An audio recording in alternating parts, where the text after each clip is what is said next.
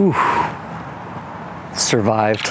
We're outside today instead of in my poorly lit apartment. So let's see how today's episode goes.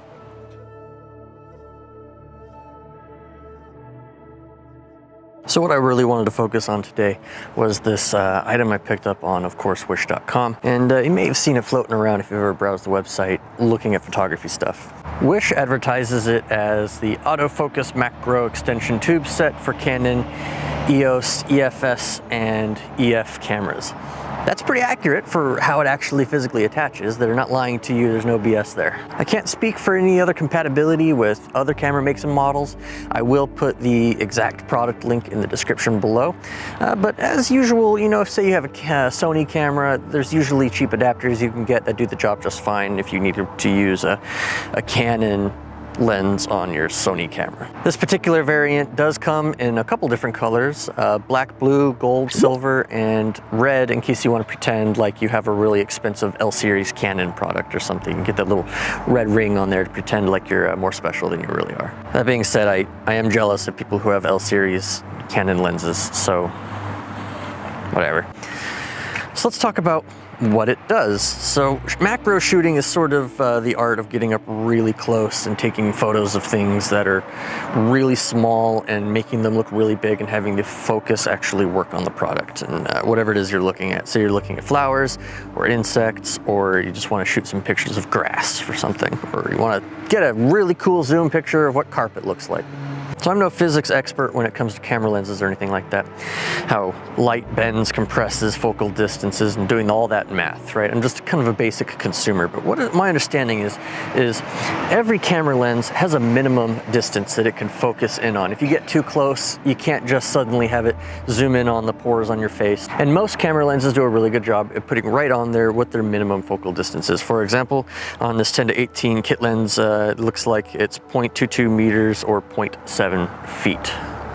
It actually even says on there that's the macro distance. So don't plan on getting any closer with that if you want to use this Canon kit lens. However, that's what these are for. Take your camera lens, take this focal length reducing, make it close up kind of thing, marry the two together, twist it on, put it on your camera. So let's take some test shots with this, and let's just go around and take a few quick shots and show you how it comes out.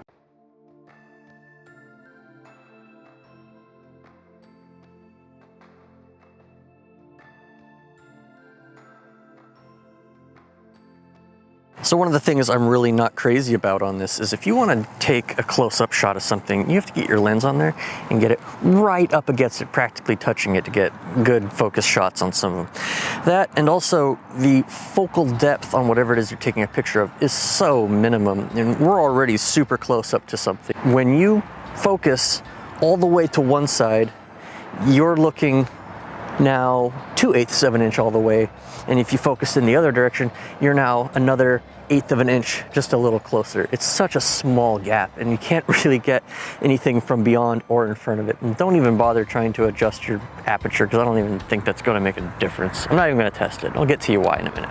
I did take some pretty decent shots when I first got it, inking around. I grabbed a memory card, I put it on my computer case, I grabbed the tripod, I slapped it on there, and I took the shots that I'll put on screen right now over here someplace. And this was sitting right up to the thing. It was pretty, you know, it came out all right for what its job was, so it's kind of a hassle though. One thing I do kind of like about it, it does retain the pin connections all the way through and through, one side to the other, from one module to the next.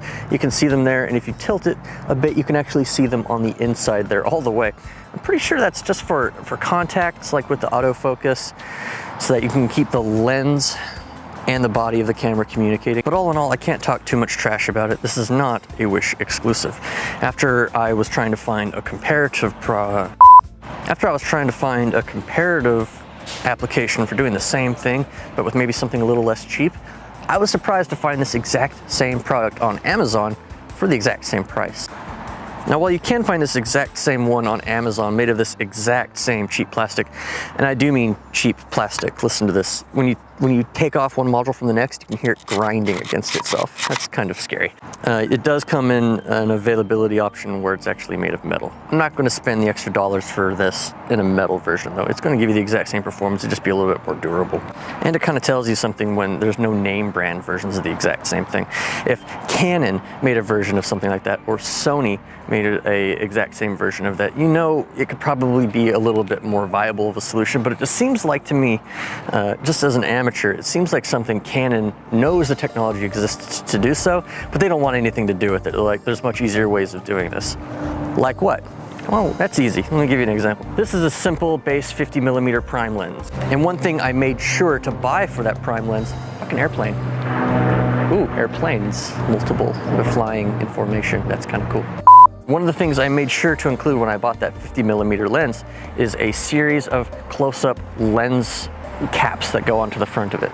And they don't just come in one step either. So here's a +2 close-up, there's a +10, it's the one I was just showing you a second ago. Here's a +1 and a +4, so you get different steps between them. These are much more common, and I think there's a reason why, because they're 10 times easier and 10 times more reliable to use. So same thing, let me throw these on my 50mm and do some close shots of the exact same thing as I was taking a photo of earlier, and we'll compare. Again, that's a 50mm lens, not an 18, not a 35, that's a 50mm lens. It's a big, open, wide, kind of street shot photography portraits lens.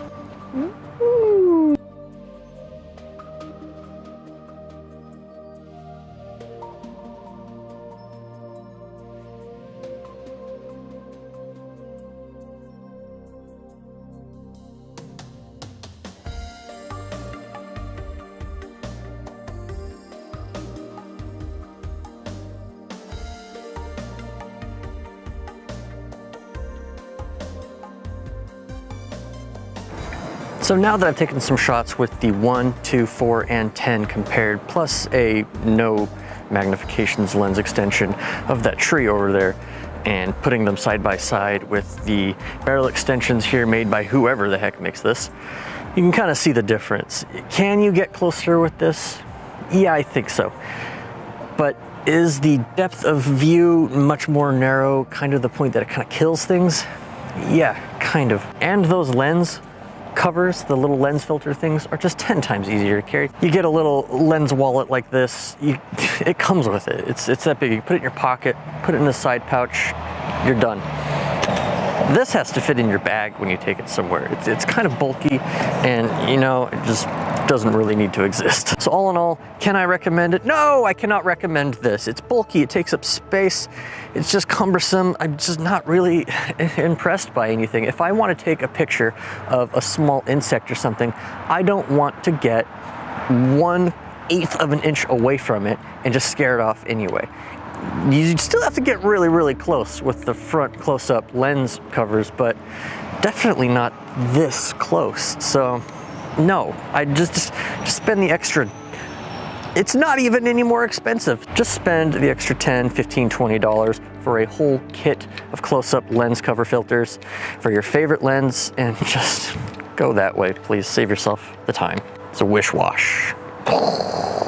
Special sound effects. Explosions. As always, guys, David from Wishy Washy, thanks for tuning in. If you like what you saw, please hit the like button. Subscribe if you want to see new videos coming up. I try to do at least one every week. And if you want to have some suggestions come up, or if you got an idea, go ahead and put it in the comments down below. Thanks, guys.